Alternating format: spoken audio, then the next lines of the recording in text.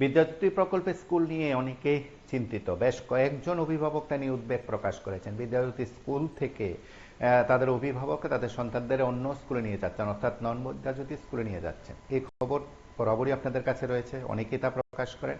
আজ টিএসসিসির কার্যালয়ে অর্থাৎ সমন্বয় ভবনে টিজিটিএস রাজ্য সাধারণ সম্পাদক আশিস চৌধুরী এ নিয়ে প্রতিক্রিয়া ব্যক্ত করতে গিয়ে কি বলছেন আমরা একবার শুনবো। তো যেভাবে আমাদের বলেছেন, যেভাবে একটা প্রচার, যেমন আমাদের শিক্ষা ব্যবস্থা, যেমন আগে শিক্ষা ব্যবস্থা একটা আমূল পরিবর্তন, আসলে এগুলো কোনো পরিকাঠামো নেই। হঠাৎ করে একটা স্কুলকে, বাংলা মিডিয়াম স্কুলকে ওই করলো ক্লাস 8 পর্যন্ত সবাই বাংলা মিডিয়ামে পড়ে এসে ক্লাস 9 থেকে ইংরেজিতে পড়াশোনা করতে হবে।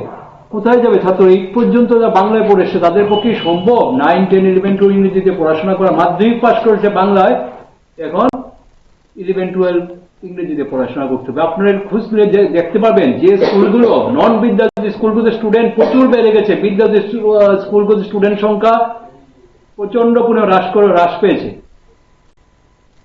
আগে আমরা দেখেছি, আগে বিভিন্ন স্কুলগুলিকে ইংরেজি মাধ্যমে স্কুল করা হয়েছে। এগুলোকে প্রি প্রাইমারি থেকে ক্লাস 1, 2 এক বছর করে করে করে ইংরেজি মাধ্যম করে তারা মাধ্যমিক পরীক্ষা দিয়েছে। নিচের থেকে তারা ইংরেজি মাধ্যমে এসেছে। এখন হঠাৎ করে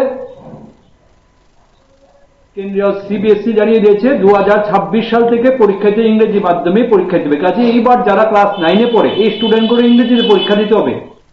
তারা 8 পর্যন্ত বাংলায় পড়ে এসছে। এটা কি সম্ভব? কাজে স্টুডেন্টরা পার্শ্ববর্তী নন বিদ্যাজ্যোতি স্কুলে ভর্তি হচ্ছে। এই অবস্থা আমাদের বিদ্যাজ্যোতি স্কুলে। বিভিন্নভাবে ছাত্রছাত্রী থেকে টাকা নেওয়া হচ্ছে, বিভিন্নভাবে ফিস নেওয়া হচ্ছে, এইগুলোর বিরোধিতা করছে। এই মুহূর্তে আমরা বিদ্যাজ্যোতি প্রকল্পকে পুরোপুরি বাতিলের করছি না, কিন্তু ত্রুটিগুলোকে আমরা তুলে ধরছি।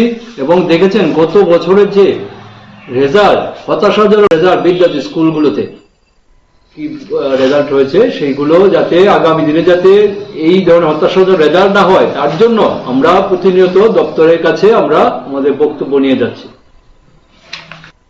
আপনারা শুনলেন টিজিটিএর রাজ্য সাধারণ সম্পাদক আশিস চৌধুরীর প্রতিক্রিয়া বিদ্যাজ্যোতি সম্পর্কে। এবং বিদ্যাজ্যোতি নিয়ে অনেকের অনেক অভিযোগ রয়েছে।